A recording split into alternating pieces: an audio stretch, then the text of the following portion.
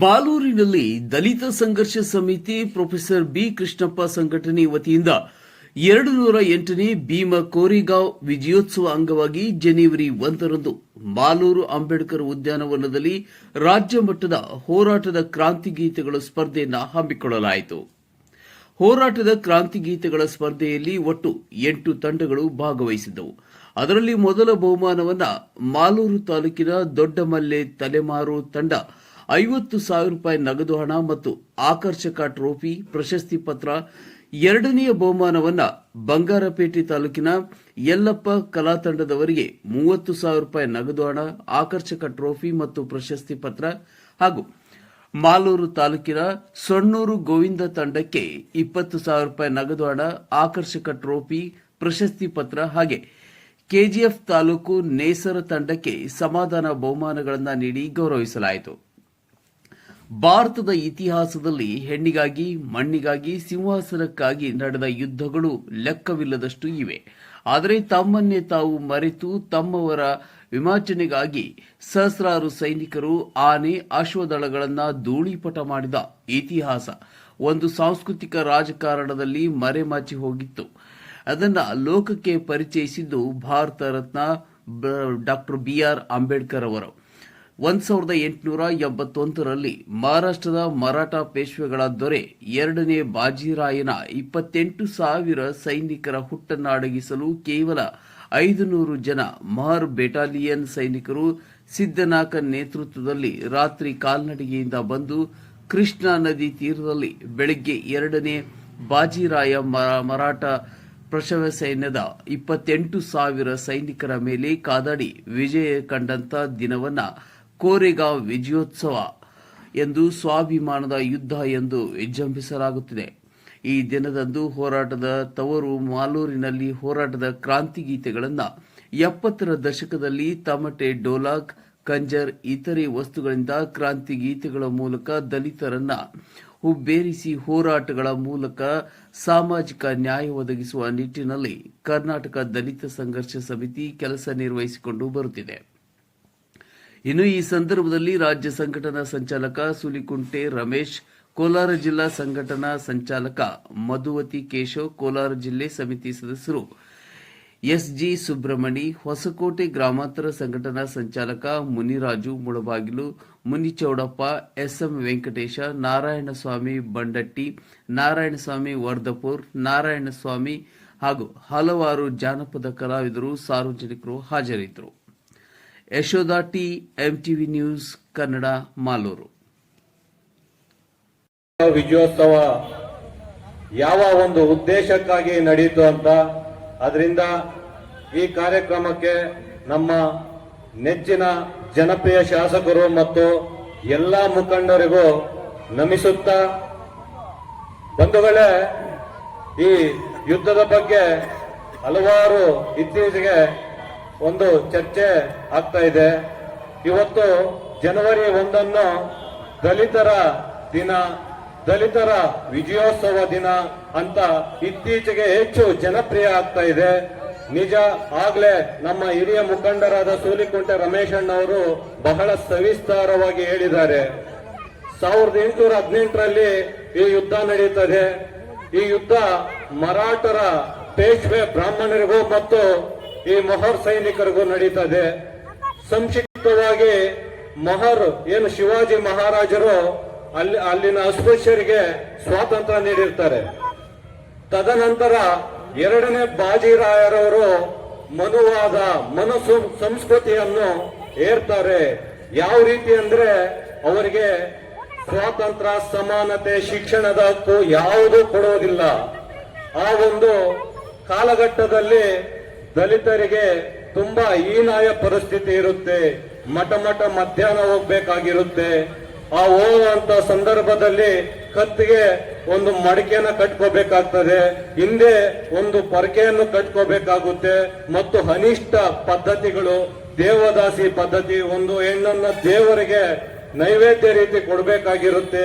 ಇಂಥ ಹಲವಾರು ಒಂದು ಅಪಸ್ಯ, ಒಂದು ಹೆಣ್ಣಿಗೆ ಕೀಳಿರಿಮೆ ಆಗಿ ಅಂತ ಒಂದು ಸಂದರ್ಭದಲ್ಲಿ ಸಿದ್ದನಾಕ ಅಂತ ಒಂದು ಮೊಹರ್ ಸೈನ್ಯದ ನಾಯಕ ಅವರ ಎರಡನೇ ಬಾಜಿರಾಯ್ ಅವರನ್ನು ಹೋಗಿ ಭೇಟಿ ಮಾಡ್ತಾರೆ. ನಮ್ಮನ್ನು ಮನುಷ್ಯರಾಗಿ ನೋಡಿ, ನಮಗೂ ಸಮಾನತೆ ಕೊಡಿ, ನಮಗೂ ಶಿಕ್ಷಣದ ಹಕ್ಕು ಕೊಡಿ, ನಮ್ಮನ್ನು ಮನುಷ್ಯರಾಗಿ ನೋಡಿ ಅಂತ ಅವರನ್ನು ನಮ್ರತೆಯಿಂದ ಕೇಳಿಕೊಂಡಾಗ ಅವ್ರು ಹೇಳ್ತಾರೆ, ನೀವಿರೋದು ನಮಗೆ ಸೇವೆ ಮಾಡಲು, ನಿಮ್ಮ ಹೆಣ್ಣು ಮಕ್ಕಳಿರೋದೇ ನಮಗೆ ಸುಖ ಕೊಡಲು ಅಂತ ಏನು ಕಂಠಾಘೋಷವಾಗಿ ಎರಡನೇ ಬಾಜಿರಾಯ ಅವಮಾನ ಅಪಮಾನ ಮಾಡಿ ದೌರ್ಜನ್ಯ ಮಾಡಿ ಸಿದ್ದನಾಕನ ಆಚೆ ಕಳಿಸ್ತಾರೆ ಅವರ ಆಸ್ಥಾನದಿಂದ. ಇದರಲ್ಲಿ ಕ್ರೌರ್ಯತೆಯನ್ನು ಮೆರೆದಿರ್ತಾರೆ ನಮ್ಮ ಸಿದ್ದನಾಕ ಮೊಹರ್ ಸೈನಿಕರು. ಬಂಧುಗಳೇ, ಈ ಅವಕಾಶವನ್ನು ಆಗುತ್ತಾನೆ ಬ್ರಿಟಿಷ್ ಈಸ್ಟ್ ಇಂಡಿಯಾ ಕಂಪನಿ ಆಳ್ವಿಕೆಗೆ ಬಂದಿರುತ್ತೆ. ಅವರು ಇದನ್ನು ಎನ್ಕ್ಯಾಚ್ ಮಾಡಿಕೊಂಡು ನಮ್ಮನ್ನು ಏನು ಮೊಹರ್ ಸೈನಿಕರನ್ನು ಅವರು ಭೇಟಿ ಮಾಡಿ ಅವರಿಗೆ ಯುದ್ಧದ ತರಬೇತಿಯನ್ನು ಕೊಟ್ಟು ಈ ಕಾಲಾವಕಾಶಕ್ಕೆ ಅವರು ತಕ್ಕಂಗೆ 500 ಮೊಹರ್ ಸೈನಿಕರು 28,000 ಪೇಶ್ವೆ ಬ್ರಾಹ್ಮಣರ ವಿರುದ್ಧ ಏನು ಹೋರಾಟ, ಒಂದು ಯುದ್ಧದ ಹೋರಾಟ. ಸೊನ್ನೂರು ಗೋವಿಂದ ಮತ್ತು ಕಲಾ ತಂಡ ಪಡ್ಕೊಂಡಿದೆ. ಪ್ರಥಮ ಬಹುಮಾನವನ್ನ ತಲೆಮಾರು ಕಲಾ ತಂಡ ಗಡ್ಬಲಿ ಅವರು ಪಡ್ಕೊಂಡಿದ್ದಾರೆ. ಇದು ಯಾವುದೇ ಬಹುಮಾನ ಮುಖ್ಯ ಅಲ್ಲ, ನಮ್ದು ಉದ್ದೇಶ ಒಂದೇ. ಇತ್ತೀಚಿನ ದಿನಗಳಲ್ಲಿ ಯಾವುದೋ ಒಂದು ಸೋಲೇಟ್ಸು, ಹಾರ್ಮೋನಿಯಮು, ಯಾವುದೋ ಒಂದು ರಿದಮ್ ಪ್ಯಾಡ್ ಇಟ್ಕೊಂಡು 4 ಜನ ಕಲಾವಿದರು ಬರ್ತಾರೆ, ಕ್ರಾಂತಿ ಗೀತೆಗಳನ್ನು ಆಡ್ತಾರೆ, ಹೋಗ್ತಾರೆ. ಸೊ ಅದೇ ರೀತಿ ಬೇಡ. ನಮ್ಮಲ್ಲಿ ತಬಲಾ, ತಮಟೆ, ಕಂಜರ, ಡೋಲಾಕು ಮುಖಾಂತರ ಹೊಡೆದಿರ್ತಕ್ಕಂಥದ್ದು, ಅದ್ರ ಮುಖಾಂತರ ಆಡ್ತಕ್ಕಂಥ ಗೀತೆಗಳಿಗೆ ನಾವು ಪ್ರಾಧಾನ್ಯತೆಯನ್ನು ಕೊಡಬೇಕು. ಒಂದು ಸಂಪೂರ್ಣವಾಗಿರ್ತಕ್ಕಂಥ ಕಲಾತಂಡವನ್ನು ನೋಡಬೇಕು ಅಂತೇಳಿ ಈ ಒಂದು ಕ್ರಾಂತಿಗೀತೆಗಳನ್ನ ಸ್ಪರ್ಧೆಗಳನ್ನು ಆಯೋಜನೆ ಮಾಡಿದ್ವಿ. ಈ ಕ್ರಾಂತಿಗೀತೆಗಳ ಸ್ಪರ್ಧೆಗೆ ಬಂದಿರತಕ್ಕಂಥ ಎಲ್ಲಾ ಕಲಾತಂಡಗಳು ಸಹ ಅತ್ಯುತ್ತಮವಾಗಿರ್ತಕ್ಕಂಥ ಪ್ರದರ್ಶನವನ್ನು ಕೊಟ್ಟಿದ್ದಾರೆ. ಯಾರು ಸಹ ಅದರಲ್ಲಿ ಅಲ್ಲಗೆಲೆ ಅಂತಿಲ್ಲ. ಈ ಒಂದು ಸ್ಪರ್ಧೆಗಳನ್ನ ಕುರಿತು ನಮ್ಮ ಸರ್ಕಾರಿ ನೌಕರ ಸಂಘದ ಪ್ರಧಾನ ಕಾರ್ಯದರ್ಶಿಗಳು ಒಂದೆರಡು ಮಾತಾಡಬೇಕು ಅಂತೇಳಿ ನೆನೆಸ್ಕೊಳ್ತೇನೆ. ಪ್ರೋತ್ಸಾಹವನ್ನು ಕೊಡಬೇಕು.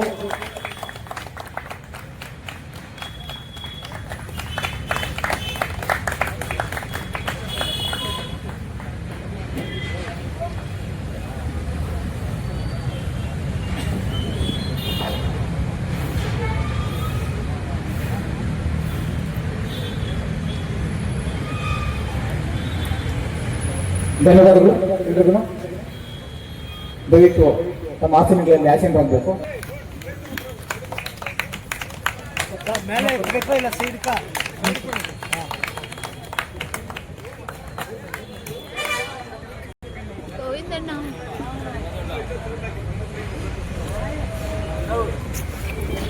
ಜೋರಾಗಿ ಚಪ್ಪಾಳೆ ತಟ್ಟಿ ದಯವಿಟ್ಟು.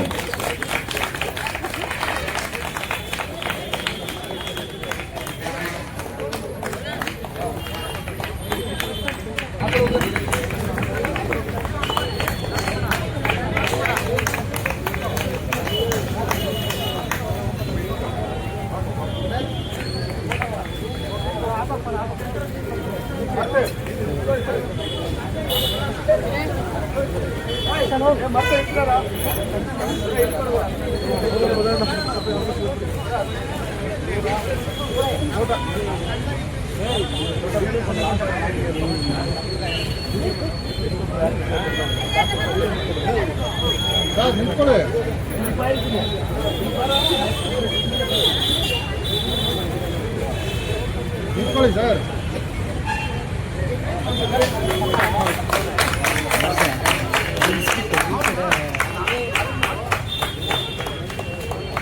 ಸರ್ ಹಂಗೇರಿ ಸರ್ ಎಲ್ಲಿಗೆ ಬಾಸ್ ಜಾಸ್ತಿ ಟೈಟ್ ಆಗಿದೆ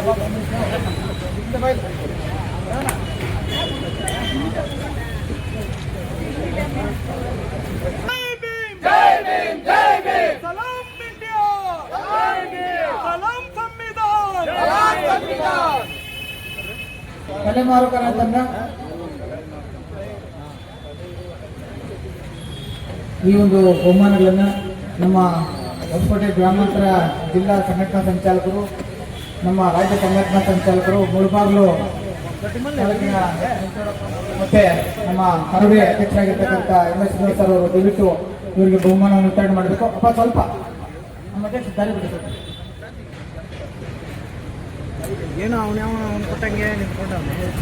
ಹಂಗೆ ನಿಂತ್ಕೊಳ್ಳಿ ಸರ್, ಈ ಕಡೆ ಸರ್, ಈ ಕಡೆ.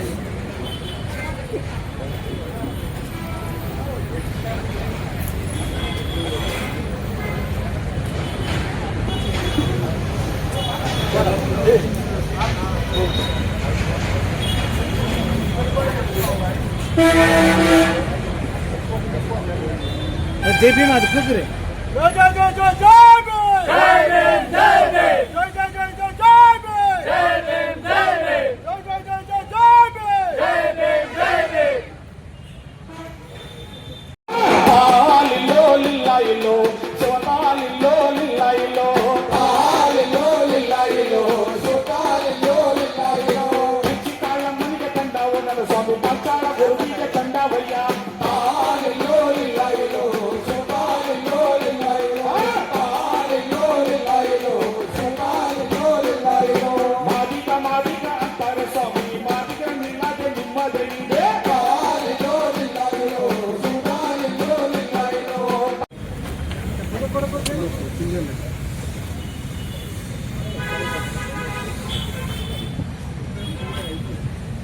ಭಾಗವಹಿಸೋಣ. ನಿಜವಾಗಿ ಹೋರಾಟಗಾರ ಇದ್ರೆ ನಾವೆಲ್ಲರೂ ಕೂಡ ಪಕ್ಷ ಜಾತಿ ಎಲ್ಲ ಬಿಡಬೇಕು. ನಾವು ಅವಾಗ್ಲೇ ನಾವು ರೀಚ್ ಆಗೋದು. ನಾವು ಎಂತ ದಿನಗಳು ನೋಡಿದೀವಿ, ಎಂತ ಬದಲಾವಣೆಗಳು ಕಂಡಿದ್ದೀವಿ, ಎಂತ ಬದಲಾವಣೆ ನೋಡ್ತಿದ್ದೀವಿ. ಎಲ್ಲ ಒಟ್ಟಿಗೆ ಜೊತೆಲಿ ಕೂತ್ಕೊತೀವಿ, ಊಟ ಮಾಡ್ತೀವಿ, ಎಲ್ಲ ಒಬ್ಬರಿಗೊಬ್ರು ಅಂತಮ್ಮದ್ರಾಗ ಇದ್ದಂಗೆ ಇರ್ತೀವಿ.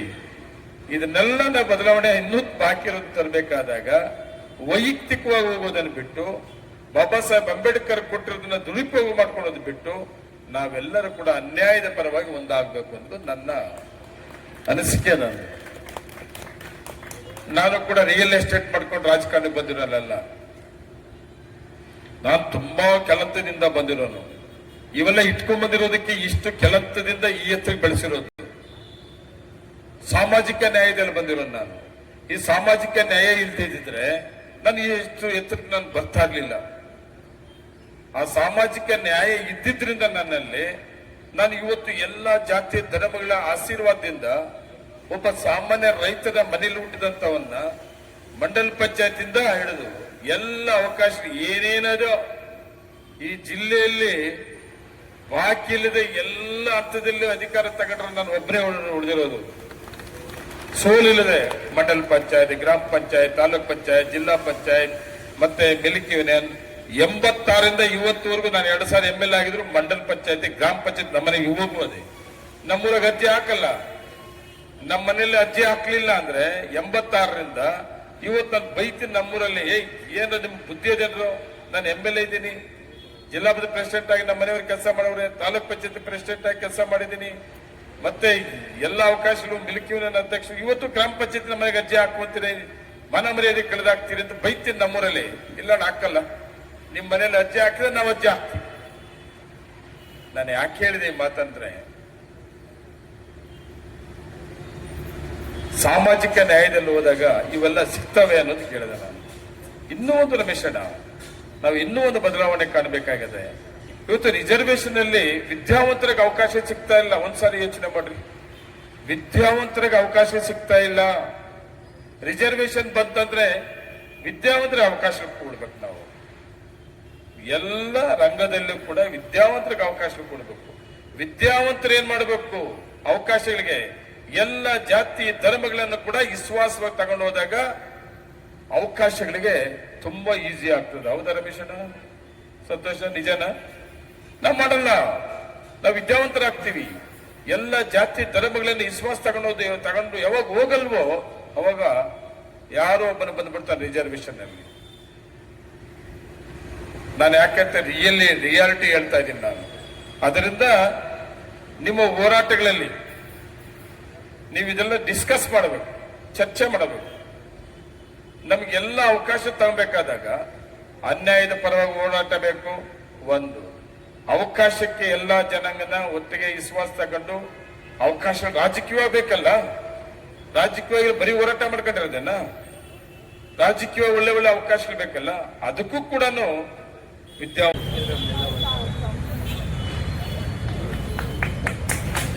ದಯವಿಟ್ಟು ಚಪ್ಪಳೆ ಕಟ್ಟೋದ್ರ ಮುಖಾಂತರ ಅವರಿಗೆ ಪ್ರೋತ್ಸಾಹನ ಕೊಡಬೇಕು.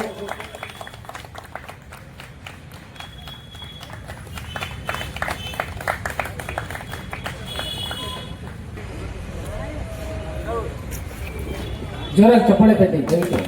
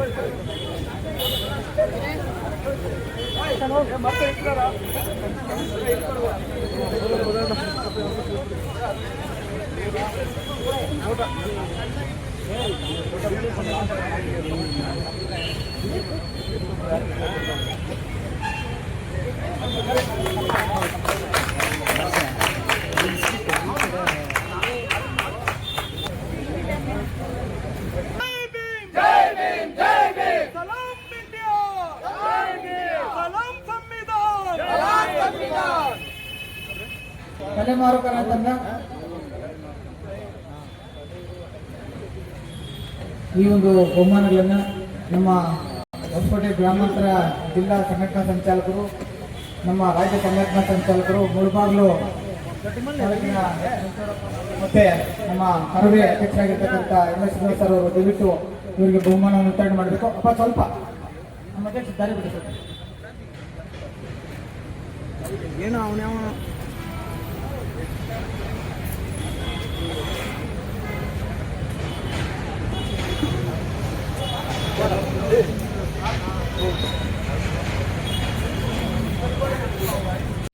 ದಂಡವು ನನ್ನ ಸ್ವಾಮಿ, ದಂಡವು ನನ್ನ ದೊರೆಯ, ನನ್ನ ಕೈಯ ಕತ್ತಿಗೆ ದಂಡವಯ್ಯ.